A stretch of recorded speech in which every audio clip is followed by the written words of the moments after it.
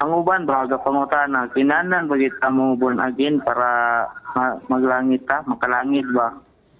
Ginahanlan ba gid mag-born again?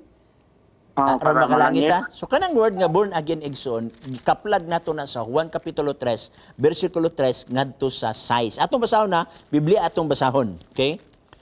Juan kapitulo 3. Okay, niya na ang Biblia. Mo ni gingon sa Biblia.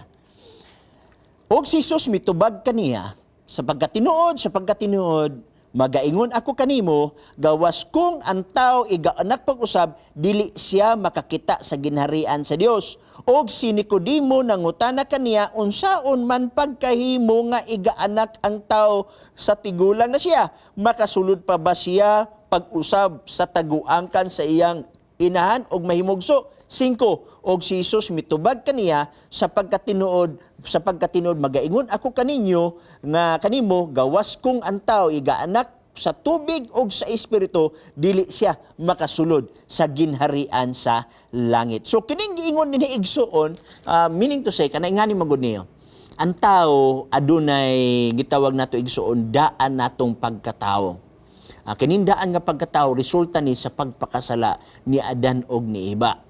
O kining atong daan nga pagkatao mao ni ang gitawag og nadagta sa pagpakasala, mao ni ang masunog dito sa gitawag nato og impyerno. The only thing lang igsuon nga malikay ta sa impyerno sa pagdawat kang Jesus Christ. John 3:16, for God so loved the world, He gave His only begotten Son, that whosoever believeth in Him should not be perished but have everlasting life. Naakay kinabuhi nga walay katapusan.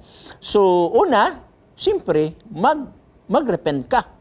Buhat Kapitulo 2, versikulo 37. Unya sila gisakitan sa ilang kasing-kasing og nangutana sila sa mga apostoles, unsay among buhaton aron makaangkon sila sa kinabuhi. So gignan sila, magpabautismo mo. So muna gitawag nato pagpakatao usab.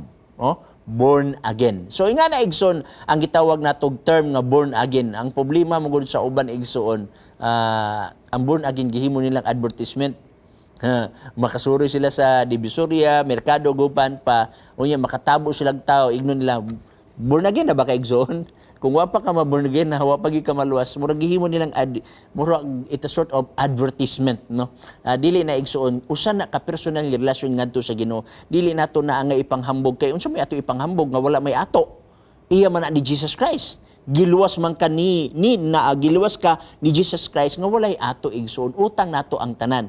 So ang atong pagpasalamat ngadto sa Ginoo pinaagi sa atong pag-respond sa iyang tawag kanato, pinaagi sa pagpabautismo pag-usab. Niyadtong wala pa nakadawat kang Jesus Christ. Okay, balik sa imo igsoon.